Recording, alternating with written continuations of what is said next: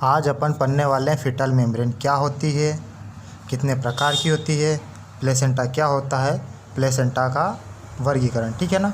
तो सबसे पहले शुरुआत करते हैं अपन फीटल मेम्ब्रेन से। कैसे? फीटल मेम्ब्रेन क्या होता है? फीटल मेम्ब्रेन तो क्या लिखा है कि फीटल मेम्ब्रेन से तात्पर्य जन्म से पूर्व यानी जन्म के पहले बच्चे का पोषण, सुरक्षा और उत्सर्जन में सहायता करना है। सुनिएगा क्या है फीटल मेम्ब्रेन। तो फीटल मेम्ब्रेन से अपन ये समझ सकते हैं कि जन्म के पहले, जब बच्चे का जन्म नहीं हो उसके पहले बच्चे को पोषण, सुरक्षा और उत्सर्जन में सहायता करते हैं। और ये फीटल मेम्ब्रेन फिर बाद में क्या होता है, जैसे बच्चे का जन्म के बाद बाहर आ जाती है। फीटल मेम्ब्रेन बच्चे के जन्म के बाद बाहर आ जाती है। फीटल मेम्ब्रेन 4 भागों से मिलकर बनी होती है। पोषण, सुरक्षा और उत्सर्जन में सहायक है। फीटल के जन्म के बाद बाहर आ जाती है और 4 भागों से मिलकर फीटल मेम्ब्रेन बनी होती है।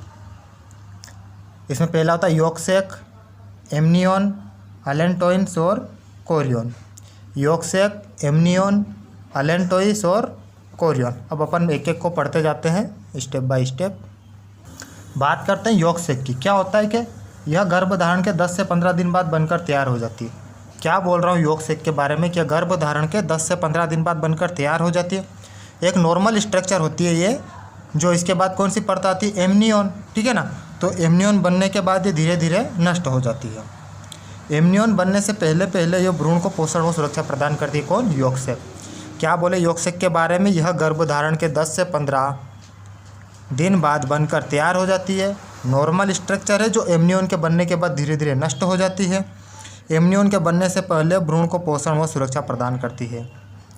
अगली आती है अपने पास एमनियन। तो यह संरचना केवल मेमल्स बोलते स्तनधारी में पाई जाती है।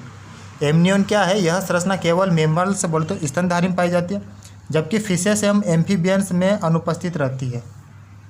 एमनियन केवल मेमल्स में पाई जाती है। फिशस और एम्फीबियंस बोलते उभयचर, इनमें यह एब्सेंट होती है। एमनियन से एक द्रव का स्त्राव होता है जिसे एमनियोटिक फ्लूइड कहते हैं। ठीक है ना।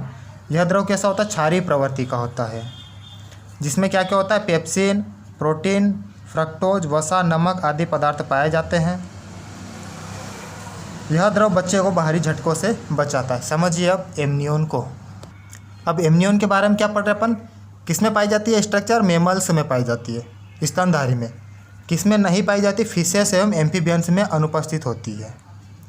कैसा स्त्राव करती है? क्षारीय स्त्राव करती है। ठीक है ना। एक द्रव निकलता है जो कि क्षारीय प्रवृत्ति का होता है, और जो द्रव ये निकालता है उसे एमनियोटिक फ्लूइड कहते हैं। क्या बोलते हैं? एमनियोटिक फ्लूइड क्षारीय प्रवृत्ति का होता है, जिसके अंदर पेप्सिन मिलेगा अपन को, प्रोटीन मिलेगा, ठीक है ना, फ्रक्टोज मिलेगा, वसा, नमक आदि पदार्थ पाए जाते हैं। और ये इसका काम क्या है एमनियोटिक फ्लूइड का? यह बच्चे को बाहरी झटकों से बचाता है। ठीक है ना। एमनियन मेमल्स में पाई जाती है, फिशेस एम्फीबियंस में एब्सेंट। द्रव निकलता है जो क्षारीय प्रवृत्ति का होता है। पेप्सिन, प्रोटीन, फ्रक्टोज, वसा आदि इसमें उपस्थित होते हैं बच्चे को बाहरी झटकों से बचाना। अगली अपने पास आती है अलेंटोइन्स। ठीक है ना। क्या? अलेंटोइन्स। एमनियन के बाद क्या आता है? अलेंटोइन्स। तो यह संरचना गर्भधारण के 24 से 30 दिन बाद बनकर तैयार होती है। कितने दिन बाद? गर्भधारण के 24 से 30 दिन बाद बनकर तैयार होती है। इस संरचना में रक्तवाहिनियों का जाल पाया जाता है। किसका? रक्तवाहिनियों का जाल पाया जाता है। ये जो वाहिनियाँ होती है ना, आपस में मिलकर अम्लाइकल आर्टरी तथा अम्लाइटल वेन, क्या करें? अम्लाइटल आर्टरी तथा अम्लाइटल वेन का निर्माण करती है। और ये क्या करती है? बच्चे से उत्पन्न उत्सर्जित पदार्थ अलेंटोइन कैविटी में संग्रहित होते हैं। क्या होता है अलेंटोइड? यह संरचना गर्भधारण के 24 से 30 दिन बाद बनकर तैयार होती है। ठीक है ना। पहला। दूसरा, रक्तवाहिनियों का जाल पाया जाता है इसमें। ये जो रक्तवाहिनियाँ होती हैं ना, ये मिलकर अम्लाइटल आर्टरी तथा अम्लाइकल वेन का निर्माण करती है। और बच्चे से उत्पन्न उत्सर्जित पदार्थ कहाँ एकत्रित होते हैं? तो अलेंटोइड कैविटी में एकत्रित होते हैं। अब आगे बढ़ते हैं अपन कोरियन की तरफ। क्या पढ़ेंगे अपन? कोरियन। यॉक सैक हो गया, एमनियन हो गया, अलेंटोइड हो गया। चौथी परत क्या आ रहा है अपने पास? कोरियन। कोरियन क्या है? यह संरचना गर्भधारण के 30 दिन बाद बनकर तैयार हो जाती है। इसका निर्माण अलेंटोइस की बाहरी परत से होता है। यह संरचना बच्चे और माता के बीच गैसों का आदान प्रदान ठीक है ना। पोषण उत्सर्जी पदार्थों का आदान प्रदान करती है। क्या बोल रहा हूँ मैं, कोरियन। कोरियन क्या होता है, गर्भधारण के 30 दिन बाद बनकर तैयार होती है। अलेंटोइड की बाहरी परत से इसका निर्माण होती है। बच्चे और माता के बीच जो गैसें होती हैं इनका आदान प्रदान एवं उत्सर्जी पदार्थों के आदान प्रदान का काम किसका, कोरियन का। अपन पढ़ रहे थे फीटल मेम्ब्रेन। फीटल मेम्ब्रेन से तात्पर्य क्या है कि जन्म से पहले बच्चे को पोषण, सुरक्षा और उत्सर्जी पदार्थों के सहायता से 4 प्रकार की परतों से मिलकर बनी होती है, ठीक है ना। कितने भाग होते हैं फीटल मेम्ब्रेन के, 4 भाग होते हैं, यॉर्क सैक, एमनियन, अलेंटोइक और कोरियन। इसमें पहला भाग है अपना यॉर्क सैक, गर्भधारण के 10 से 15 दिन बाद बनकर तैयार हो रहा था, ठीक है ना। उसके बाद एमनियन। एमनियन में क्या हो रहा था कि एमनियोटिक फ्लूइड निकल रहा था जो बच्चे को बाहरी झटकों से बचा रहा है। इसके बाद अपने पास आता अलेंटोइंस। अलेंटोइंस क्या होता है, गर्भधारण के 24 से 30 दिन बाद बनकर तैयार होता है और यहाँ पर अलेंटोइड कैविटी में बच्चे का उत्पन्न उत्सर्जी पदार्थ एकत्रित हो रहा है। कोरियन आता है, ठीक है ना, 30 दिन बाद बनकर तैयार हो जाता है और अलेंटोइड की बाहरी परत से निर्मित होता है। ये गैसों का आदान प्रदान और उत्सर्जी पदार्थों के आदान प्रदान करने में सहायक होता है। अब अपन पढ़ने वाले हैं प्लेसेंटा। प्लेसेंटा क्या होता है, प्लेसेंटा का वर्गीकरण पढ़ेंगे, ठीक है ना, और प्लेसेंटा से संबंधित कुछ भाग। तो बात करते हैं प्लेसेंटा की। तो प्लेसेंटा एक संरचना है। क्या है, प्लेसेंटा एक स्ट्रक्चर है जो बच्चे एवं माता के बीच उत्सर्जी पदार्थों एवं पोषक तत्वों का आदान प्रदान करती है। क्या काम है भैया प्लेसेंटा का, यह एक संरचना है जो बच्चे एवं माता के बीच उत्सर्जी पदार्थ एवं पोषक तत्वों का आदान प्रदान करती है, ठीक है। जन्म के पहले O2 CO2 का आदान प्रदान एवं उत्सर्जी पदार्थों को माता से भ्रूण तक, भ्रूण से मादा तक, ये सब उत्सर्जी पदार्थ एवं पोषक पदार्थों का आदान प्रदान प्लेसेंटा करता है। प्लेसेंटा का वर्गीकरण देखते हैं, प्लेसेंटा का क्लासिफिकेशन देखते हैं अपन। तो यहाँ पे सारणी बना दी एक मैंने सबकी, अलग अलग लिखने से अच्छा सारणी में अच्छा समझ में आएगा। तो छाती के आधार पर प्लेसेंटा कितने प्रकार के होते हैं, 2 प्रकार के। देखो, नॉन डेसीड्यूड और डेसीड्यूड। छाती के आधार पर प्लेसेंटा कितने प्रकार के होते हैं, 2 प्रकार के, नॉन डेसीड्यूड और डेसीड्यूड। संरचनाओं के आधार पर मुख्यतः 4 प्रकार के, डिफ्यूज, कोटिलिडनरी, जोनरी और डिस्कोइडल। ऊतकी के आधार पर, ठीक है ना, ऊतकों के आधार पर कितने प्रकार के होते हैं, एपिथीलियोकोरियन, सिंडेस्मोकोरियल, एंडोथीलियोकोरियन और हीमोकोरियल, मेन यही होते हैं। छाती के आधार पर 2 प्रकार के, संरचनाओं के आधार पर 4 प्रकार के और ऊतकी के आधार पर 4, एपिथीलियोकोरियन, सिंडेस्मोकोरियल, एंडोथीलियोकोरियन, हीमोकोरियल। अब अपन एक एक को पढ़ते हैं किसमें कैसा प्लेसेंटा पाए जाते हैं। सबसे पहले बात करते हैं अपन घोड़ी, सूरी और कैमल, ठीक है ना। बात करते हैं अपन घोड़ी, सुअर और कैमल। छाती के आधार पर इनमें नॉन डेसीड्यूड प्रकार का प्लेसेंटा पाया जाता है, ठीक है ना। छाती के आधार पर घोड़ी, सूरी और कैमल में नॉन डेसीड्यूड। संरचना के आधार पर कैसा, डिफ्यूज, जिसको अपन विस्तृत भी बोल सकते हैं, ठीक है ना। संरचना के आधार पर अपना हो गया था डिफ्यूज या विस्तृत। ऊतकी के आधार पर एपिथीलियोकोरियल। कौन सा, एपिथीलियोकोरियल। घोड़ी सुअर में कुल 6 स्तर होते हैं, ठीक है ना, 3 माँ के और 3 भ्रूण के। वो छोड़िए, इतना डीप में नहीं पढ़ना अपन को, लेकिन इतना बढ़िया क्या, घोड़ी, सूरी और कैमल में छाती के आधार पर कैसा, नॉन डेसीड्यूड। संरचना के आधार पर डिफ्यूज या विस्तृत और ऊतकी के आधार पर एपिथेलियोकोरियल। फिर आता रूमिनेंट्स। जितने भी प्रकार के रूमिनेंट्स जानवर हैं ना, अपना गाय, भैंस, भेड़, बकरी, इनमें भी कैसा होता है, नॉन डेसीड्यूड प्रकार का। और कोटिलिडनरी, नॉन डेसीड्यूड, छाती के आधार पर, संरचना के आधार पर कोटिलिडनरी, ठीक है ना।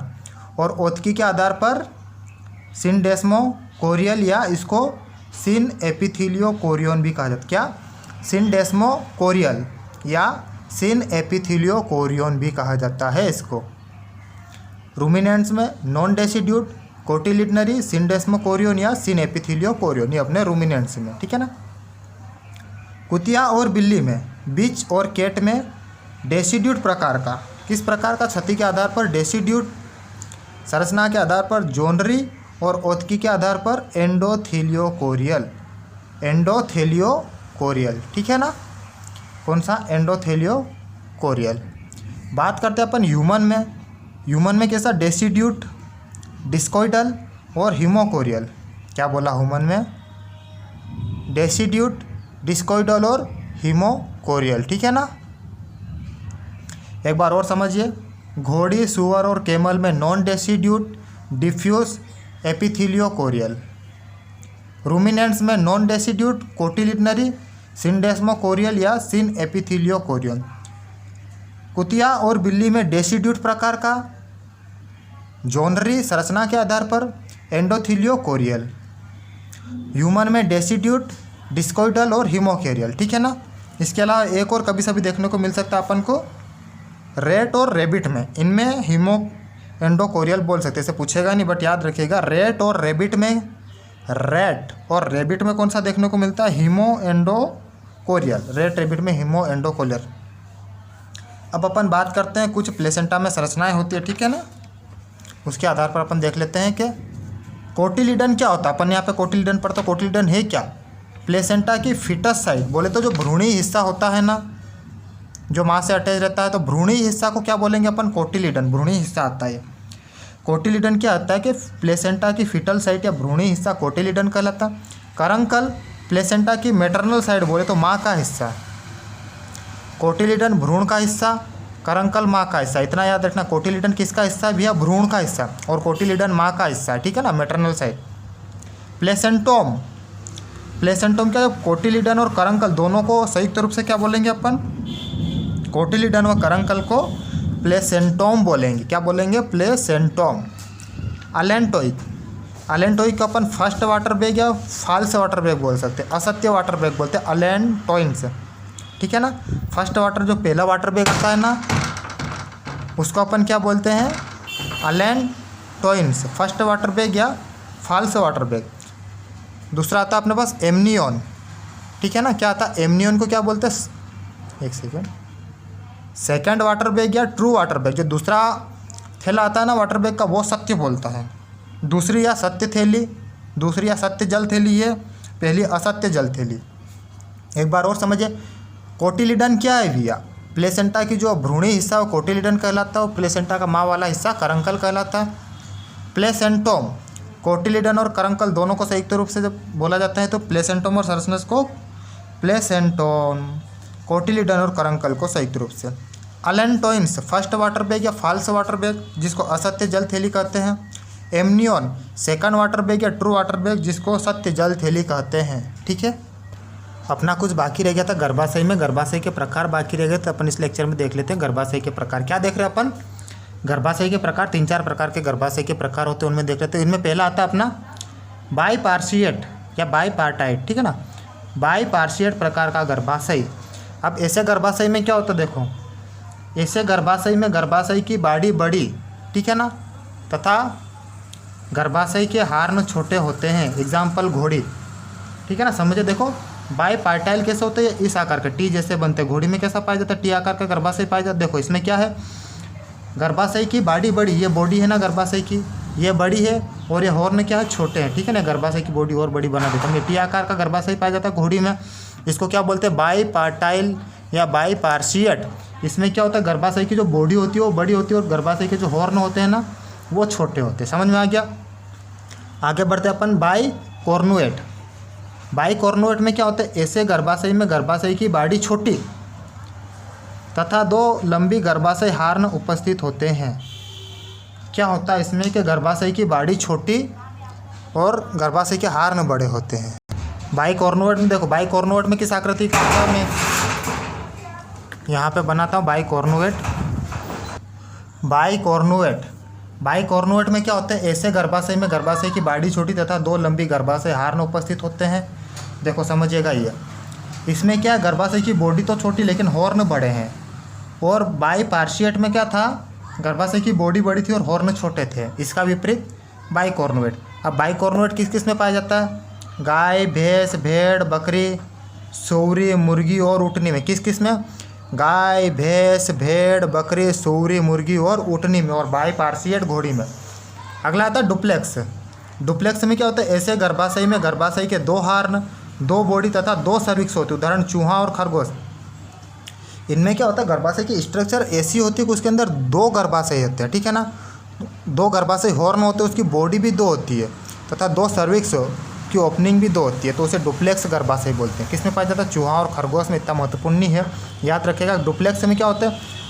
गर्भाशय में गर्भाशय के दो हॉर्न, दो बॉडी तथा दो सर्विक्स होती है, उसे डुप्लेक्स बोलते हैं। चूहा और खरगोश में पाया जाता है। आगे अपने पास आता है सिंप्लेक्स। सिंप्लेक्स में क्या होता है? ऐसे गर्भाशय की बॉडी का आकार नाशपाती जैसा होता है। कैसा आकार होता है भैया? नाशपाती अपन देखिए ना, उसके आकार का होता है। इनमें गर्भाशय हार्न नहीं होते हैं। किसमें पाया जाता है? प्राइमेट्स और मानव में।